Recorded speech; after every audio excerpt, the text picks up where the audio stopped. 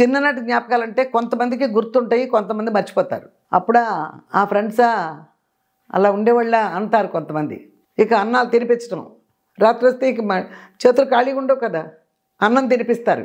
ఇప్పటికి చాలామంది ఊళ్ళల్లో ఇప్పుడు కూడా గొరిట పెడితే పిల్లలకి తల్లులు అన్నం తినిపిస్తారు కదా. ఇప్పుడు కూడా ఊళ్ళోకి చేపలు వస్తే చేప కొనుక్కుంటే చేప మీద పడుకోవటం, చేప మీద దిళ్ళు వేయాలి, దుప్పట్లు వేయాలి, గిప్పట్లు వేయాలని లేదు. వసతులు అనేది లేదమ్మా. చిన్నపిల్లకి కూడా వాయిని పెట్టించి పూజ చేస్తారు. 11 అట్లు పెట్టి దాని మీద ఆ తమలపాకులు, వక్కలు, పళ్ళు అన్నీ పెట్టి, తోరం పెట్టి, ఇవన్నీ పెట్టి వాయిన ఇచ్చి అమ్మవారికి అన్నట్టు అన్నీ చేయించేవారు. సంక్రాంతి కంటే పిండి వంటలు చాలా చేసేవారు. ధనికులు పేదాళ్ళు అన్నీ లేదు. సంక్రాంతి పేదాళ్ళు కూడా వండుకుంటారు అరిసెలు. ఆయమ్మ చిన్ననాటి జ్ఞాపకాలు. అందుకని నా కోసం ఈ వీడియోలు 10-12 మినిట్స్ వీడియోలు చూడటానికి కొంతమంది రెడీగా ఉంటున్నారు. నాకు తెలుసు అందరూ ఎంతమంది చూశారనేది కాదు, 20,000 మంది చూసినా కూడా అందరూ ఫుల్గా చూస్తున్నారు వీడియోని. అది చాలా సంతోషించాల్సిన విషయం. ఖచ్చితంగా వీడియోలన్నీ పంపించేసేయటం చూస్తూ ఉంటారు కొందరు. ఏదో అమ్మ వంట మాత్రం చూద్దాంలే, అమ్మ మాటలు మాత్రం విందాంలే అనుకుని జరుపుకుంటూ చూసేవాళ్ళు ఉంటారు. కానీ ఈ చిన్ననాటి జ్ఞాపకాలు స్టోరీ చెప్తున్నాను కదా నేను, దాన్ని 10/10 మొత్తం చూస్తున్నారమ్మా. తక్కువగా చూసిన వాళ్ళే లేరు. అది నిజంగా నాకు చాలా సంతోషంగా ఉంది. చిన్ననాటి జ్ఞాపకాలంటే కొంతమందికి గుర్తుంటాయి, కొంతమంది మర్చిపోతారు. అప్పుడా ఆ ఫ్రెండ్సా అలా ఉండేవాళ్ళ అంటారు కొంతమంది. నాకు మాత్రం 99% ఫ్రెండ్స్ అందరూ జ్ఞాపకం ఉన్నారు. ఇక్కడ 1-2 ఏమన్నా జ్ఞాపకం లేరేమో, ఎప్పుడో. ఇప్పుడు కాదు కదా, ఇంచుమించు మరి 57-58 ఏళ్ల నాటి సంగతులు. ఎందుకంటే 14 ఏళ్లే నేను ఆ ఫ్రెండ్స్ జీవితంలో. 14 సంవత్సరాలు మాత్రమే స్కూలు, ఫ్రెండ్స్, ఆ ఇల్లు, ఆటలు పాటలు ఇవన్నీ. 14 నిండిని నాకు. 14 ఏళ్ళు నిండి 1 నెల అయింది నా పెళ్ళైపోయింది. అదమ్మ. అందుకోసమని ఆ 14 ఏళ్ల లోపే ఎన్నెన్ని ఆలోచనలు ఉంటాయి పేదింటి పిల్లలకి, మిడిల్ క్లాస్లో ఫ్యామిలీలో ఉన్న ఆడపిల్లలకు నేను చెప్పేది, మగపిల్లలకు కాదు.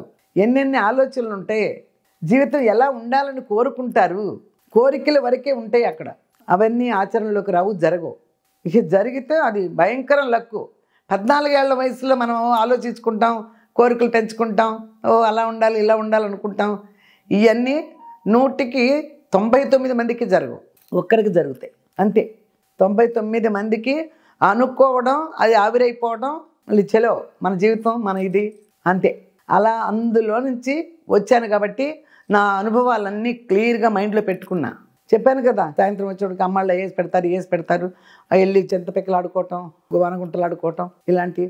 ఇక పండగలు వచ్చాయి కదమ్మా, పండగల గురించి చెప్తాను. నేను దీపావళి వస్తే నిన్న చెప్పాను, దివిటీనే ఏదో అనేవాళ్ళు కట్టేసి అంటించి, ఆడపిల్ల లేదు మగపిల్ల లేదు. చిన్నప్పుడు నేను కూడా వెళ్ళిపోయేదాన్ని మా అన్నయ్యలతో పాటు. చెరువు చుట్టూ తిరిగి రావాలి, ఒక దివిటీ కట్టేవాళ్ళు గడ్డితో, వరిగడ్డి, తాటాకులు అన్నీ పెట్టి చక్కగా గట్టిగా కడితే మళ్ళీ చెరువు చుట్టూ తిరిగి వచ్చే వరకు ఆ మంట అలాగే ఉండేది.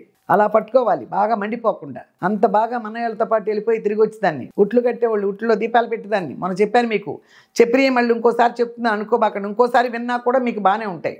భోగి రోజున పొద్దున్నే తలంటి పోసేసి గోరింటాకు కోసుకొచ్చి మా అమ్మ రుబ్బి, గోరింటా పక్కెళ్ళకి, ఇంకో విషయం చెప్పాలి మీకు, పక్కెళ్ళకి వెళ్తుంటే గోరింటాకు దొరకట్లేదని మా అన్నయ్య వాళ్ళు, మాకు సొంత ఇల్లే కదా మోటూరులో, ఒక గోరింట మొక్క తెచ్చిపెట్టారు. అదేంటో నాకు తెలీదు, ఊరందరిది పెద్ద పెద్ద చెట్లు అయిపోయాయి. మా చెట్టు ఇంతే ఉంది, నేను వచ్చే వరకు ఇంతే ఉంది, బోల్డ్ ఆకు వచ్చేది. అదేంటో నాకు మాత్రమే అన్నట్టు వచ్చేది ఆకు కూడా. ఇక బయటికి వెళ్ళే పని లేకుండా పాప కోసమే ఒక గోరింటా చెట్టు మొలిసినట్టు అయిందని వాళ్ళు తెచ్చిపెట్టారో లేకపోతే అదే మొలిసిందో నాకు తెలీదు. కానీ ఒక చిన్న చెట్టు ఉండేది, గోరింట చెట్టు, పెద్ద పెద్ద వృక్షంలాగా పెరగల, అంతే ఉండేది. దాని గోరింటా కోసి మా అమ్మ రుబ్బి 2 చేతులకి పెట్టేసి, కాళ్ళకి పెట్టేసి, ఇక అన్నాలు తినిపించడం. రాత్రి వస్తే ఇక చేతులు ఖాళీగా ఉండవు కదా, అన్నం తినిపిస్తారు. ఇప్పటికి చాలామంది ఊళ్ళల్లో ఇప్పుడు కూడా గొరిట పెడితే పిల్లలకి తల్లులు అన్నం తినిపిస్తారు కదా, ఇప్పుడు కూడా అట్లా అన్నం తినిపించడం రాత్రిపూట. ఇక అది అలాగే పెట్టి పడుకోవటం ఆ మంచం మీద. మంచాలు ఉండే కదా, నొలక మంచాలు. అసలు అప్పట్లో దుప్పట్లు, బెడ్లు ఉండే కాదు కదమ్మా. గోనెలు అంటారు కదా, గోనె సంచులు, బియ్యం ఒడ్లు పడతారే గోనె సంచులు, పరజాలు, అవి మంచం మీద వేసేసి దానిపైన ఒక దుప్పటేసుకుని అలా పడుకునేవాళ్ళం. కింద పడుకునేటైతే పరద వేసి కింద గోన్లు వేసేసుకుని దుప్పటేసేసుకుని పడుకోవటమే. ఊళ్ళోకి చేపలు వస్తే చేప కొనుక్కుంటే చేప మీద పడుకోవటం, చేప మీద దిళ్ళు వేయాలి, దుప్పట్లు వేయాలి, గిప్పట్లు వేయాలని లేదు. వసతులు అనేది లేదమ్మా. ఎలా ఉన్నా మనకు నిద్ర పడుతుంది. ఆ టైంలో ఎటువంటి ఆలోచనలు ఉండో, బాధరబందీలు ఉండో, వాళ్ళు అన్నం వండారా పెట్టారో తిన్నామా, నూకలు అన్నం వండారా, వరి అన్నం వండారా పెట్టారో తిన్నామా. ఆ కష్టాలు ఏంటో పెద్దవాళ్ళకి తెలిస్తే పిల్లలకు తెలియదు కదా. అదనమాట. అలా పడుకుని 6 రోజులు కదా, అందుకని 6 రోజులు అట్ట పడుకునే వాళ్ళం. తెల్లవారుజామున లేపటం, మళ్ళా గబగబ గోరింటా చూసుకోవటం, పండింది సూపర్గా పండిందని చూసుకోవటం, గబగబా 4 చెంబులు నీళ్లు పోసుకొచ్చేయమంటాం. వాళ్ళు వచ్చిన తర్వాత కొత్త బట్టలు వేసుకోవటం. నేను చెప్పాను కదా నిన్న, బట్టలు అంటే పండగలకే కొత్త బట్టలు, పండగలకే పిండి వంటలు. అట్ల తద్ది అట్లు ఎప్పుడైనా వేసుకోవచ్చు కదా. మామూలుగా వేసుకునేది రొట్లు. ఆ రొట్టేసానమ్మా అట్టేసానమ్మా అనేవారు. ఈ అట్ల తద్ది అయితే మాత్రం అట్ల పిండి 2 రోజుల ముందు రుబ్బేసుకుని పొలవ పెట్టేసి అట్ల తద్ది రోజున ఇన్ని అట్లు 11 అట్లు ఒక వాయినం. అలా చిన్నపిల్లలకు కూడా వాయినం పెట్టించి పూజ చేస్తారు. 11 అట్లు పెట్టి దాని మీద ఆ తమలపాకులు, వక్కలు, పళ్ళు అన్నీ పెట్టి, తోరం పెట్టి, ఇవన్నీ పెట్టి వాయినం ఇచ్చి అమ్మవారికి అన్నట్టు అన్నీ చేయించేవారు. ఆ ముచ్చట్లు వేరు. పప్పు, గోంగూర పచ్చడి, పెరుగు, అన్నం వండేసేవారు తెల్లవారుజామున. ఆ వేడివేడి అన్నం పెట్టుకుని గోంగూర పచ్చడి, పప్పు, పెరుగులేసి తినేసి 5 గంటలకంతా వెళ్ళిపోయేవాళ్ళం. ఆ ఎవరిళ్ళకో ఎక్కువ జనాలు ఉండేవాళ్ళ ఇళ్ళకి వెళ్ళిపోయేవాళ్ళం. అక్కడ కుందుగుట్ట ఆడటం, వెనకాల గుడ్డాట ఆడటం, పాటలు పాడటం, ఉయ్యలు లోగటం, ఉయ్యలు కట్టేవాళ్ళు చెట్లుకి, ఉయ్యలు లోగటం. ఇదనమాట. సూర్యుడు వచ్చాడు పొద్దెక్కింది అన్న తర్వాత ఇంటికి వచ్చేవాళ్ళు. సూర్యుడు వచ్చిన తర్వాత అప్పటిదాకా ఆటలే. వచ్చి ఇక అలా పడుకునేవాళ్ళం కాసేపు. తర్వాత మధ్యాహ్నం వంట ఏం చేసిన తర్వాత మళ్ళీ లేచి 12ంటికి అన్నం తిని మళ్ళీ సాయంత్రానికి వెళ్ళినప్పుడు వెళ్ళిపోయేవాళ్ళు. ఎందుకంటే వాయినాలు తీర్చుకుంటారు పెళ్ళైన కొత్తల్లో. పెళ్ళైన వాళ్ళు వాయినాలు తీర్చుకుంటారు. ఆ వాయినాలు తీర్చుకున్నప్పుడు వెళ్ళిపోయేవాళ్ళు సాయంత్రానికి. పేరెంటం భోజనాలు వాళ్ళ ఇళ్లలో 5 ముత్తైదులని, ఒక పోతురాజు అని ఉండి వాళ్ళనే పిలవటం కాదు, ఎట్లాంటి పిల్లా జల్లని కూడా పిలిచేవారు. ముత్తైదులే చుట్టుపక్కల ఉన్న వాడకట్లు ఉన్న పిల్లలు కూడా వెళ్ళిపోయేవాళ్ళు వాళ్ళకి భోజనాలకి. అట్లా భోజనం చేసి హాయిగా ఆ రోజులు వేరు. ఉండ్రాళ్ళ తద్దె కుడుములు చేసేవారు. అట్టల తద్దికి అట్లు, ఉండ్రాళ్ళ తద్ది కుడుములు. ఈ 2 పండుగలకి గోరింటాకు మస్ట్ కంపల్సరీ ఊగాల్సిందే ఉయ్యల. అట్ల తద్దికి ఊరు నుంచి గుడివాడ నుంచి వచ్చేయమ్మ పువ్వులు. అప్పుడు దాన్ని ఏదో అనేవాళ్ళు బుట్టని, ఇక్కడ తగిలించుకునేవారు బుట్ట. లోపల అన్నీ పెడితే మళ్ళీ మూత మీద ఒకటి పెడతారు, ఏదో బుట్ట అని వాళ్ళు నాకు గుర్తురాట్లే ఇప్పుడు. చామంతి పూలు, ఇలా చామంతి పూలు గుత్తులా కట్టి మధ్యలో ఒక గులాబీ పువ్వు పెట్టి గుత్తులాగా వచ్చాయి. 10 పైసలు ఒక గుత్తి.